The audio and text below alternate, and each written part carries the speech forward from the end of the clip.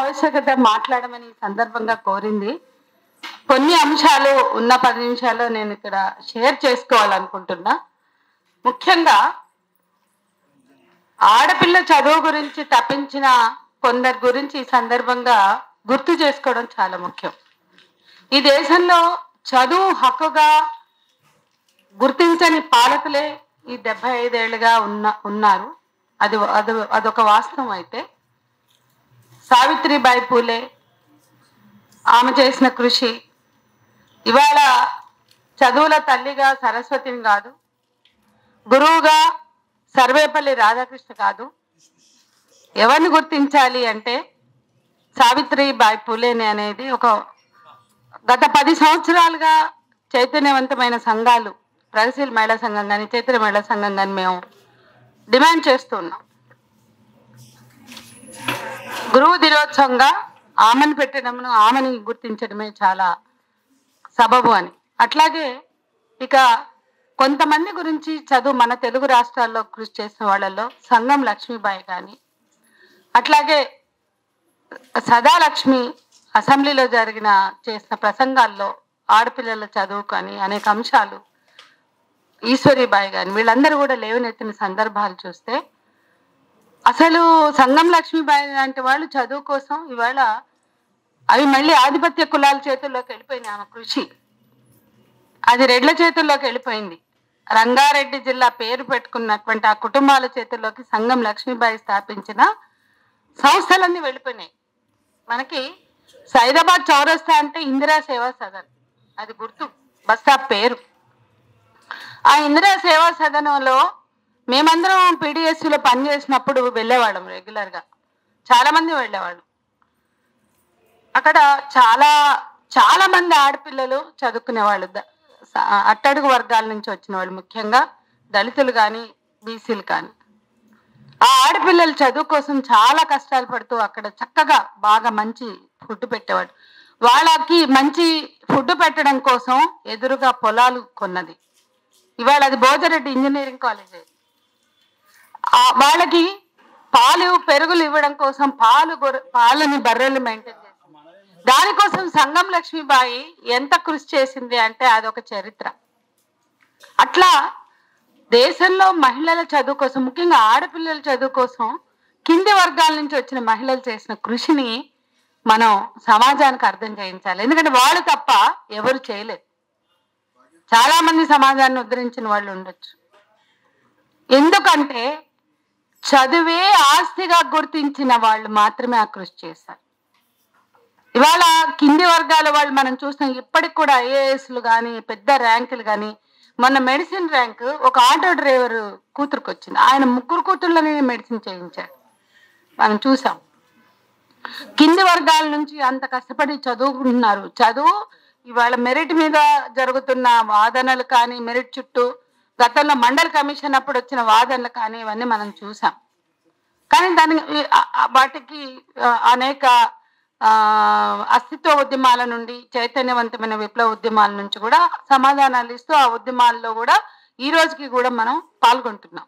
కానీ ఇప్పటికీ కూడా చదువు మీద సమాజం దృష్టి కానీ పాలక వర్గాల దృష్టిలో మార్పు రాలేదు.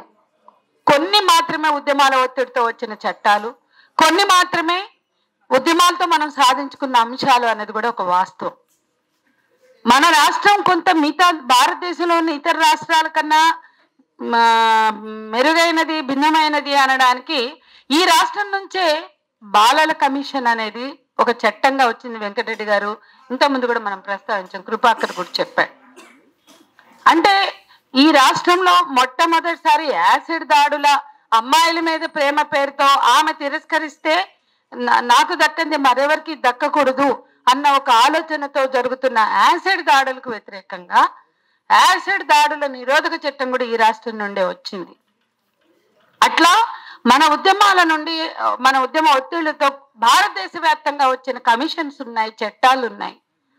కానీ వీటి అమలుకు సంబంధించి చూస్తే ఒక్కసారి నేను షార్ట్గా మనం మాట్లాడుకోవాలంటే 85 నుంచి 95 వరకు అంతర్జాతీయ బాలికల దినోత్సవం, SAARC decade of girl child, తర్వాత మళ్ళీ ఆ సందర్భంగానే ఏషియన్ సార్క్ అంటే సౌత్ ఏషియన్ దక్షిణ ఆసియా దేశాల బాలికల దినోత్సవంగా 10 సంవత్సరాలు దశాబ్దం బాలికల దశాబ్దంగా 85 నుండి 95 వరకు ప్రకటించారు. ఆ సందర్భంగా ఎక్కువగా మార్పుల్ని ఈ మన మన పాలక వర్గాలు కానీ ప్రభుత్వాలు కానీ పిల్లలకి అంటే అప్పుడు ఒక పోస్టర్లు కూడా నేను ఆ టైంలో అనుకోకుండా ఉమెన్ అండ్ చైల్డ్ వెల్ఫేర్లో పనిచేస్తున్నా.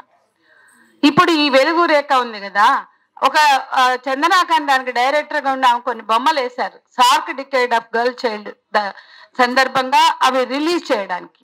దాంట్లో ఆమె ముగ్గురు అమ్మాయిల్ని పెట్టి దీనికి క్యాప్షన్ పెట్టు అంటే నాకు చదువు కావాలి, నాకు ఆరోగ్యం కావాలి, నాకు వెలుగు కావాలని 3 క్యాప్షన్స్ పెట్టాం. కొన్ని లక్షలు ప్రింట్ చేసి కింది వరకు పంపించాం. అట్లాగే ఇంకొక పోస్టర్లో 100 పూలు వికసించని అని ఆమె అన్నది, నీకు క్యాప్షన్లు పెట్టమంటే మొత్తం మీకు లెఫ్ట్ క్యాప్షన్లు పెట్టుకున్నావు కదా అని, సరే మీరు పెట్టమని మీరు వద్దంటే తీసేస్తా అంటే ఉండని అవే యాప్ట్ అని.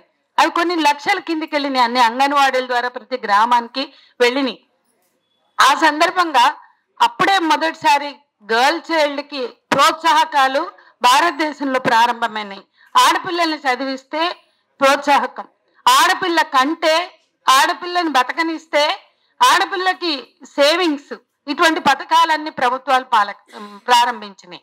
నేను చెప్పొచ్చేది ఏంటంటే ఒకప్పుడు బాలింతల చూలింతల కోసం కావచ్చు, పిల్లల ఆరోగ్యం కోసం ICDS 0 to 6 ఏజ్ గ్రూప్ పిల్లల మీద ఫోకస్డ్గా కానీ 6 to 14 పిల్లల మీద ఫోకస్డ్గా కానీ పథకాలు ఉండేవి. ఇవాళ ఉన్నాయా?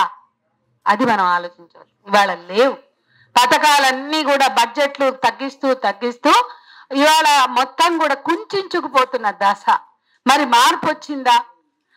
సాక్షరతా మిషన్ గురించి మాట్లాడుకుందాం. భారతదేశంలో ఉండే ఇండియన్ లిటరసీ మిషన్ అంటే భారతదేశంలో అక్షరాస్యత కోసం సాక్షరతా మిషన్. చదువుల తల్లి సావిత్రిబాయి అమ్మ ఆ రోజు మొదలు పెడితే ఆ తర్వాత వచ్చిన పాలకులు ఎప్పుడు ప్రారంభించారో తెలుసా? 2011లో. 11 వరకు దేశంలో ఫిమేల్ లిటరసీ మిషన్ లేదు, మామూలు సాక్షరతా మిషన్ ఉంది. అంటే ఆడపిల్లలు చదువుకోవాలి. మరి టార్గెట్స్ ని అసలు 85కే పెట్టుకున్నారు కదా, 85 నుంచి 90, 90 నుంచి 2000, ఇప్పుడు 2025కి 100% లిటరసీ అనేది. అంటే ఎప్పుడు కూడా అందనంత దూరంగా దాని టార్గెట్స్ పోతున్నాయి. 85 నుంచి దాన్ని వాయిదాలు వేసుకుంటూ ముందుకు పెంచుతూ పోయారు. కానీ 2011లోనే సాక్షరతా మిషన్ ఎందుకు, ఫిమేల్ సాక్షరతా మిషన్ ఎందుకు స్టార్ట్ అయింది అంటే ఈ దేశంలో సంగం లక్ష్మీబాయి అమ్మ లాంటి వాళ్ళు పనిచేశారు, అనేక మంది పనిచేశారు. ఎన్నో ఉద్యమాలు, పిడిఎస్ లాంటి సంస్థలు కానీ అనేక విప్లవ విద్యార్థి సంఘాలు కానీ అందరూ కూడా చదువుకోవడం కోసం కానీ హాస్టళ్ళు కానీ మెస్ ఛార్జ్ జూన్ వస్తే మెస్ ఛార్జీలు పెంచాలని ప్రదర్శనలు ఉండేవి. ఎంతో ప్రెషర్ ఉన్నప్పటికీ కూడా ఈ పాలకులు పట్టించుకొని కారణంగా ఇంత ఇప్పుడు ఉమ్మడి రాష్ట్రంలో బాల కార్మికుల కోసం అంత ఫోకస్డ్గా పనిచేశారు వెంకటరెడ్డి గారు, మన శాంతమ్మ, వీళ్ళంతా. కానీ మన స్థానం ఎంతో తెలుసా? గత 20 ఏళ్ళుగా మనం 26 రాష్ట్రాలు ఉన్నప్పుడు 25వ రాష్ట్రంగా ఉన్నాం, 30 రాష్ట్రాలు అయ్యాక 29వ రాష్ట్రంగా ఉన్నాం. మనం పెరిగిందా? మన దేశంలో మనం ఏమన్నా పైకి వెళ్ళామా? పైన ఉన్నాం. ఆడపిల్లల మీద అత్యాచారాల మీద పైనే ఉన్నాం, హింసల్లో పైన. మొదటి నుంచి 5 వరకు మనకు ఉన్నాయి. మొదటి నుంచి 5 వరకు స్థానాలు అరకట్న హింసలు, అత్యాచారాలు, దాడులు ఇవన్నీ ఉన్నాయి. అదేమంటే NCRB స్టాటిక్స్ ముందు పెట్టంటే మన దగ్గర చైతన్యం ఎక్కువ కాబట్టి రిపోర్టింగ్ ఎక్కువ ఉందని అంటారు. మరి అక్షరాస్యతకి రిపోర్టింగ్ లేదా? చైతన్యం తగ్గిందా? ఎందుకు ఇప్పుడు కూడా మనం 29 స్థానంలో ఉన్నాం ఈ ఇయర్ కూడా? ఈ వాస్తవాన్ని కూడా మనం గుర్తించాలి. అంటే చదువుని కింది వరకు తీసుకువెళ్ళడంలో నాకు గుర్తుంది ఒక 20 ఇక్కడ ఉన్న చాలా మందికి తెలుసు. ఇవాళ చాలా మంది చదువుకున్న పిల్లలు ఎక్కడైతే విప్లవోద్యమం బలంగా ఉందో అక్కడ ముందు గూడాల్లో పిల్లలందరినీ తీసుకొచ్చి హాస్టళ్లలో వేసేవాడు. చాలా మంది పిల్లల్ని SC ST హాస్టళ్లలో వేసేవాడు. ఇవాళ ఉద్యమ నాయకులుగా ఉన్న వరంగల్ కాకతీయ యూనివర్సిటీలో రాజేష్ని అడిగినా నిన్నెవరు వేశానంటే నన్ను దళం తీసుకొచ్చి అప్పుడు హాస్టల్లో వేసింది. అంటే ఉద్యమాలు ఆదివాసీ ప్రాంతాల్లో గ్రామాల్లో పనిచేస్తున్న అనేక విప్లవ సంస్థలు, ఈ సంఘం ఈ సంస్థ ఆ సంస్థ అని కాదు, వాళ్ళు మొదలు చేసింది చదువుకోని వాళ్ళకి అక్కడ అడవిలో చదువులు చెప్పారు, దళాల్లో చదువు చెప్పారు. బయట ఎంతో మందిని తీసుకొచ్చి ఏ గూడెంలో కూడా ఇప్పటికీ కూడా మీరు వెళ్ళి చూడండి, వరంగల్, ఖమ్మం, భూపాలపల్లి, ములుగు అంటే గోదావరిలో తీరంలో చాలా గ్రామాల్లో పిల్లల్ని ఎవరు స్కూళ్ళల్లో వేశారు అంటే వీళ్ళు ఏం చేస్తారు, ఆ ఊళ్ళో ఉన్న పిల్లల్ని నేను చిన్నప్పటి నుంచి చూసింది. ఆ ఊళ్ళో ఆ గూడెంలో నువ్వు ఎక్కడైనా చూడు, బయ్యారం ప్రాంతం పోండి, ఇల్లందు పోండి, ములుగు పోండి, భూపాలపల్లి పోండి, ఆ ఊర్లో ఉన్న పిల్లలందరినీ జమయడం, ఏ పిడిఎస్ వాళ్ళనో రైతుల సంఘం వాళ్ళనో పిలిచి వాళ్ళని దగ్గరున్న ఎస్సీ ఎస్టీ హాస్టళ్ళకి పంపించడం, అదొక డ్రైవ్గా కూడా సాగింది. కానీ ఈరోజు ఆ ఉద్యమాలు కూడా లేవు. కాబట్టి ఇప్పుడున్న పిల్లల్ని స్కూళ్ళలో చేర్పించడానికి ఏమీ డ్రైవ్ లేదు. ఇటు ప్రభుత్వంలో ఉన్న పథకాలు పోయినాయి, అంగన్వాడీ టీచర్లకి 100 రకాల పనులు ఇచ్చి వాళ్ళు టార్గెట్లే మార్చేశారు. కాబట్టి వాళ్ళ గ్రామాల్లో ఉన్న పిల్లల్ని, కింద ఉన్న పిల్లల్ని ఎంబీఎఫ్ లాంటి సంస్థలు కొన్ని ప్రాంతాల్లో పనిచేసినప్పుడు వాళ్ళు పోగేశారు. ఇవాళ స్కూల్ టీచర్లు తమ ఉద్యోగాలు పోతాయేమో, స్కూల్ కనుక స్ట్రెంగ్త్ పోతే అని చెప్పి గవర్నమెంట్ స్కూల్ టీచర్లు పోగేస్తున్నారు అక్కడక్కడ. అంటే మేము కింద పనిచేస్తున్నటువంటి సంఘాలుగా మా అబ్జర్వేషన్లో ఏంటంటే ఇవాళ ప్రభుత్వాలు బడ్జెట్లో కేటాయించట్లేదు, ఫోకస్డ్గా ఆడపిల్లల చదువు కోసం కానీ ఆరోగ్యం కోసం కానీ మిగతా అంశాల కోసం పని చేయట్లేదు అనేది ఒక వాస్తవం. ఉద్యోగాలు లేదా ట్రాన్స్ఫర్లు అయితే బడి మూసేస్తారని టీచర్లు అక్కడక్కడ తిరుగుతున్నారు, ఆ వాడలకు వెళ్ళి, ఆ గూడెలకు వెళ్ళి, ఆ తండాలకు వెళ్ళి. కానీ ఒకప్పుడు ప్రభుత్వం లేదా education department, health department, women and child welfare department, నేను అందులో పని చేశా, వాళ్ళు చాలా కాన్సన్ట్రేటెడ్గా పని చేసి పోగేస్తారు ఈ పనులన్నీ కూడా. అది ఇమ్యునైజేషన్ కావచ్చు, గ్రోత్ చార్ట్స్ కావచ్చు, యాంటీనేటల్ పోస్ట్ నేటల్ మానిటరింగ్ కావచ్చు, లేకపోతే అంగన్వాడీలో ప్రైమరీ ఎడ్యుకేషన్ ఏదైతే ఉందో 0 to 6 ఏజ్ గ్రూపుల్లో వాళ్ళకి అక్షరాస్యతకు సంబంధించి అది కావచ్చు. అది ఈరోజు దాని దృష్టి మళ్లించారు, వాటిని మూసేస్తూ వచ్చారు. దాని ఫలితంగా ఎవరికి నష్టం అంటే ఖచ్చితంగా కింది వర్గాల్లోనే. ఇదొక అంశం. అట్లాగే ఈ మధ్య కాలంలో గాజుల రామారావు సచివతి కూడా వచ్చింది మాతో పాటు, అనురాధ, విజ్జి, బండారు విజయ, మేమంతా వెళ్ళాం. 2 ఆడపిల్లలు, 3 ఆడపిల్లలు బావుల్లో శవాలుగా చేరారు. ఒక ఆడపిల్ల, స్కూల్కి వెళ్ళే ఆడపిల్ల కనిపించకపోతే ఆ పిల్ల కోసం వెతుకుతుంటే బావుల్లో ఆమె శవం దొరికింది. ఆమె శవం తీద్దామని అంటే ఇంకో ఆడపిల్ల శవం దొరికింది. అరే ఇక్కడ కాదు అని వాడిని ఎవరి మీద అయితే అనుమానం వచ్చిందో అతన్ని పట్టుకున్న ఒక రెడ్డి, శ్రీనివాస్ రెడ్డి, వాడిని పట్టుకుంటే ఇంకో బావిలో ఇంకో అమ్మాయి ఉన్న విషయం కూడా తెలిసింది. 3 ఆడపిల్లలు బయటపడ్డారు గాజుల రామారం. ఆ 3 ఆడపిల్లలు అక్కడ ఉన్నటువంటి ఒక గ్రామానికి చెందినటువంటి వాళ్ళు గురించి మాట్లాడితే వాడిని మొత్తం మీడియా వాడిని సైకో సైకో సైకో అని రాసింది. పోలీసులు అదే భాష, మీడియా అదే భాష. అప్పుడు మేము వెళ్ళాం నిజ నిర్ధారణకి. ఫస్ట్ టైం మేమేం మాట్లాడామో అక్కడంటే సైకో గురించి కాదు ఇక్కడ మాట్లాడాల్సింది, ఆడపిల్ల చదువుకోవాలనే కళ ఆమె పాలట ఇంత భయంకరమైనటువంటి శాపంగా మారిందా? ఆడపిల్ల చదువుకోవాలని కలగండమైన నేరమా? కింది వర్గాలకు చెందిన ఆ 3 కూడా బీసీ పిల్లలే. అంటే గ్రామంలో ఉన్న బీసీ ఆడపిల్లలు చదువుకోవాలి. ఒక పిల్ల 8th, ఒక పిల్ల 9th, ఇంకొక అమ్మాయి డిగ్రీ ఫస్ట్ ఇయర్. వాళ్ళకి 5 కిలోమీటర్లు దూరం నడిచి వెళ్తేనే స్కూల్ అయినా కాలేజీ అయినా. హైదరాబాద్కి దగ్గరే.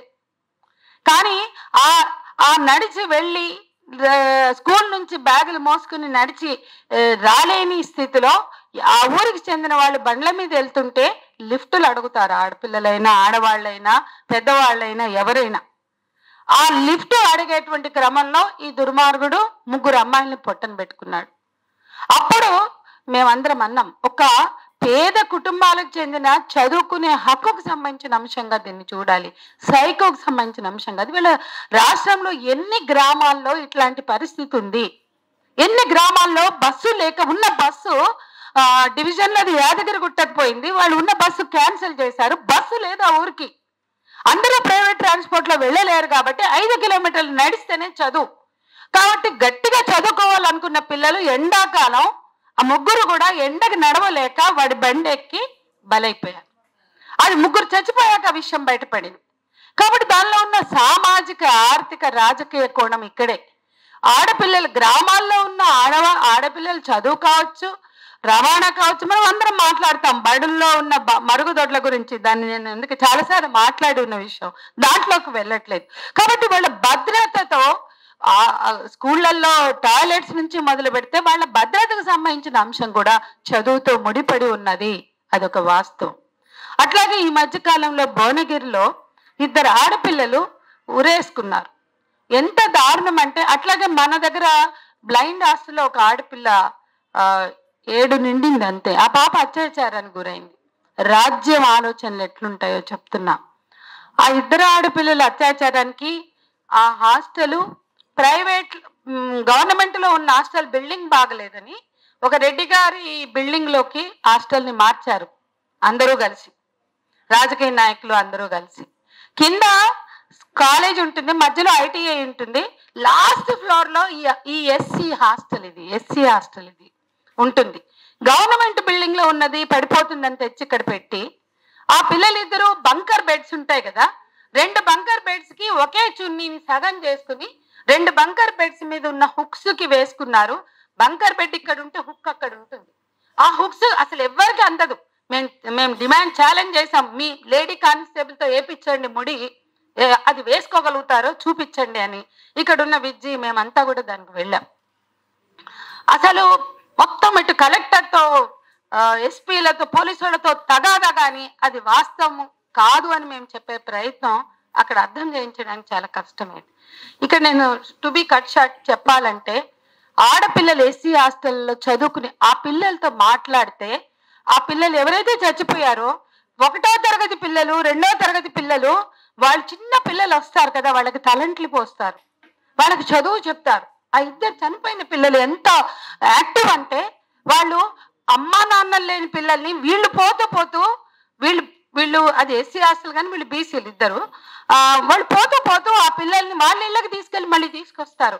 అట్లాంటి పిల్లలు హోమోసెక్షువల్స్ కాబట్టి, అది బయటపడింది కాబట్టి చచ్చిపోయారు అనే ఒక వాదన వినిపించింది తప్ప, ఆ ఆడపిల్లల భద్రత, ఎస్సీ ఎస్టీ హాస్టళ్లలో పిల్లలు చచ్చిపోతే వాళ్ళనే బాధ్యులను చేస్తున్నారు. ఆఖరికి 7 ఏళ్ల పాప, బ్లైండ్ అమ్మాయి అక్కడ చచ్చిపోతే, అత్యాచారానికి గురైతే ఇక దాని గురించి తక్కువ మాట్లాడతారు, ఎందుకంటే అంత బాధాకరం. సీతక్క, కింది వర్గాల నుంచి వచ్చిన సీతక్క అసెంబ్లీలో ఏం మాట్లాడుతుంది అంటే, చెప్పాలంటే సిగ్గేస్తుంది అధ్యక్ష, ఆ హాస్టల్లో అక్కడ ఆడపిల్లలు గలీజ్ పనులకు అలవాటు పడ్డారు, వాళ్ళే పిచ్చి పనులు చేసుకుంటున్నారు కానీ అక్కడ ఎవరికి పోవట్లేదని చాలా అన్యాయంగా మాట్లాడి. అది సంచార జాతులకు చెందినటువంటి ఆ కుటుంబం, ఆ పిల్ల పూర్తి బ్లైండ్, తల్లిదండ్రులు వాళ్ళు వార్డెన్ ఫోన్ చేసి మీ అమ్మాయిని తీసుకెళ్ళి మెచ్యూర్ అయిందంటే వాళ్ళు కూడా ఏం అర్థం కాక 7 ఏళ్ల పాపని తీసుకెళ్తే, వెళ్తుంటే బస్సు సీట్ అంతా తడిచిపోయింది, గౌన్ అంతా తడిచిపోయింది. 7 ఏళ్ల పాప. హాస్పిటల్కి వెళ్తే డాక్టర్లు ఏమ్మా 7 ఏళ్ల పాప మెచ్యూర్ అవుతుందో, మీకు తలకాయ ఉందా, బుర్ర ఉందా, బుద్ధి ఉందా, అక్కడ ఏదో జరిగిందంటే అప్పుడు ఆ పాపని మేమందరం ఫస్ట్ మా దగ్గరికి వచ్చింది. అంటే పోలీస్ స్టేషన్కి వెళ్ళి అక్కడ ఎవరు పట్టించుకోని స్థితిలో మన దగ్గరికి వస్తే మేము అడిగాం, అన్న ఉన్నాడు కదా, మా లెట్రిన్ అడుగుతాడు, బాత్రూమ్ అడుగుతాడు, అన్న ఉన్నాడు కదా, ఆ అన్న నాకు ఏదో ఆనిచ్చి గట్టిగా ఇది కత్తి చంపేస్తా అని ఏమేమో చేసిండు అని పాప చెప్పింది. మేము ప్రత్యక్షంగా నిర్ధారణ చేసుకుని, ఆమె వాకాటి కరుణ ఉంది కదా, ప్రిన్సిపల్ సెక్రటరీ ఫర్ ఎడ్యుకేషన్, ఆమె దగ్గర కూర్చుని చాలా కమిటీలు వేపించి అన్ని చేస్తే, ఆ కమిటీల తర్వాత ఆ వార్డన్ని అప్పుడు సస్పెండ్ చేసి ఆ అబ్బాయిని అప్పుడు అరెస్ట్ చేసి, అబ్బాయి కూడా ఒక దళితుడే, అనాథే అబ్బాయి కూడా, ఆ లిటిల్ గడిగ అబ్బాయి. కానీ ఇవాళ చాలా ఇష్యూస్ ఉన్నాయి ఇవాళ ఈ పిల్లల వాటిని అర్థం చేసుకోవడానికి. నేనేమంటున్నా అంటే, హోమోసెక్షువల్స్ అనో, లెస్బియన్స్ అనో హాస్టల్ ఇవాళ ఋషి వ్యాలీలో చదువుతున్న పిల్లలు, బడాబాబులు చదువుతున్న పిల్లలు, నారాయణ చైతన్యాల్లో చదివే పిల్లలకు కూడా ఈ ప్రాబ్లమ్స్ ఉంటాయి, హార్మోన్స్ ఇష్యూస్ ఉంటాయి, సెక్షువల్ ఇష్యూస్ ఉంటాయి, ఎరోజన్స్ ఉంటాయి. అక్కడ పెద్ద వాళ్ళు చదివే దాంట్లో ఈ ఇష్యూ ఎందుకు వాళ్ళే ఏదో చేసుకున్నారు లైంగికంగా అనే మాట రావట్లేదు. ఎస్సీ ఎస్టీ బీసీ హాస్టల్ పిల్లల మీద ఎందుకు ఈ రకంగా ప్రభుత్వాలే బ్లేమ్ చేసే రకంగా మాట్లాడుతున్నాయి? 1, 2, 5 హాస్టళ్లలో మేము చూసాం. కానీ అన్ని హాస్టళ్లలో వాళ్ళనే మొన్నటిదాకా రేపులైతే ఆడవాళ్ళ బట్టలు టైమింగ్స్ అంటూ ఆడవాళ్ళనే బాధ్యులు చేశారు.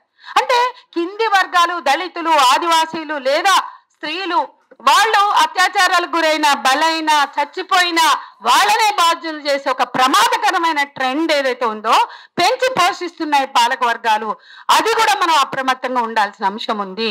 ఈ బ్లైండ్ అమ్మాయిని సఖీకి తీసుకెళ్తే, భరోసాకి తీసుకెళ్తే అక్కడ వాళ్ళు మాట్లాడి వాళ్ళు ఏమన్నా, చిన్న పాయింట్ చెప్తాను ఎందుకంటే ఎట్లా ఉందో సిస్టమ్ అర్థమవుతుంది.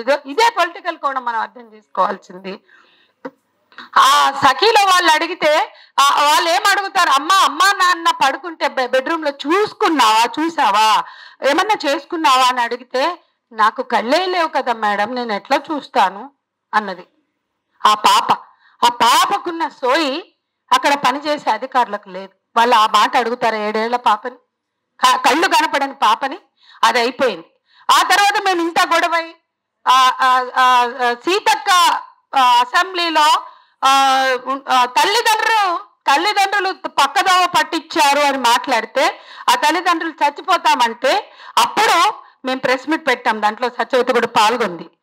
ఆ ప్రెస్ మీట్ అనంతరం కమిటీ వేస్తే వెళ్ళిన మహిళా శిశు సంక్షేమ అధికారులు ఇంటికి వెళ్ళారు. తాండూరు వెళ్ళి వాళ్ళ ఇంటికి వెళ్ళి పెన్సిల్ పెట్టుకున్నావా అని ఆ పాపను అడిగారు. విజయనగరంలో పెన్సిల్ పెట్టుకున్నావా అని అడిగితే మాకు పెన్సిళ్ళు పెన్నులు ఉండవు, బ్రెయిలీ కదా మాది అని చెప్పింది ఆ పాప. అంటే ఒక పాప మీద అత్యాచారం జరిగిందంటే ఎంత ఇన్సెన్సిటివ్ గా సిస్టమ్ పనిచేస్తుంది అనడానికి మాత్రమే ఈ ఉదాహరణ చెప్పి, ఇట్లా కింది వర్గాలు చదువుకోవడం, చదివే వాళ్ళ ఆస్తి, చదివే వాళ్ళ భవిష్యత్తు, చదువు తప్ప ఇంకో అవకాశం లేని కుటుంబాలు కష్టపడి అవమానాల మధ్య, ఆర్థిక సమస్యల మధ్య, ఇవాళ ఉస్మానియా యూనివర్సిటీకి వెళ్ళండి, హెచ్సియుకి వెళ్ళండి, ఎక్కడికన్నా వెళ్ళండి, ఇళ్ళకెళ్ళి మా కార్యకర్తల్ని చూస్తున్నాం. ఈ ఇళ్ళకెళ్ళి కూలి పనులకు వెళ్తారు, కరువు పనులకు వెళ్తారు, ఇవాళ ఉపాధి హామీలకు వెళ్ళి వచ్చి చదువుకుంటున్న పిల్లలు ఉన్నారు. చాలా వర్గాలకి చదివే ఆస్తి, చదివే భవిష్యత్తు, చదివే భద్రత. అటువంటి వాళ్ళ కోసం పని చేయాల్సిన అవసరం, పాలక వర్గాల మీద ఒత్తిడి తీసుకొచ్చి వాళ్ళ కోసం బడ్జెట్లు పెంచి పథకాలు లేదా వాళ్ళ చదువుకి కేటాయింపులు ఇవాళ 30% ఇవ్వాలి, కానీ 6%, 7% కేటాయింపులు అన్ని కలిపి 12%. ఏ ప్రభుత్వం వచ్చినా, టీఆర్ఎస్ ప్రభుత్వం అయినా తర్వాత అయినా, వీటన్నిటి మీద కూడా చైతన్యవంతమైన ఉద్యమాలు నిర్మించాల్సిన అవసరం ఉంది. ఒక రాజకీయ కోణంతో పనిచేయవలసిన అవసరం ఉంది. ఇందాక మిత్రులందరూ చెప్పినట్లు అందరం కలిసి ఈ అంశాల మీద, స్త్రీల, ఆడపిల్లల భద్రత, ఆడపిల్లల చదువు, ఆడపిల్లల భవిష్యత్తు, ఇవన్నీ కూడా ప్రభుత్వం మీద ఒత్తిడి తీసుకురావడం ద్వారా మనం చేయాలి. అందుకు ఇటువంటి ఏదైతే వెలుగు రేఖ పుస్తకం హేమ తీసుకొచ్చిందో, ఈ అంశాలు ప్రతి ఆడపిల్లకి ఆమె చైతన్యానికి ఉపయోగపడాలి, ఆమెను ఒక దారిలో నడపడానికి ఉపయోగపడాలి. ఈ అవేర్నెస్, ఇది ఖచ్చితంగా అప్రమత్తం చేసే పుస్తకం, అవేర్నెస్ ని కల్పించే పుస్తకం. ఈ అవేర్నెస్ అందించడంలో అందరం కూడా కలిసి పనిచేద్దామని చెప్తూ సెలవు.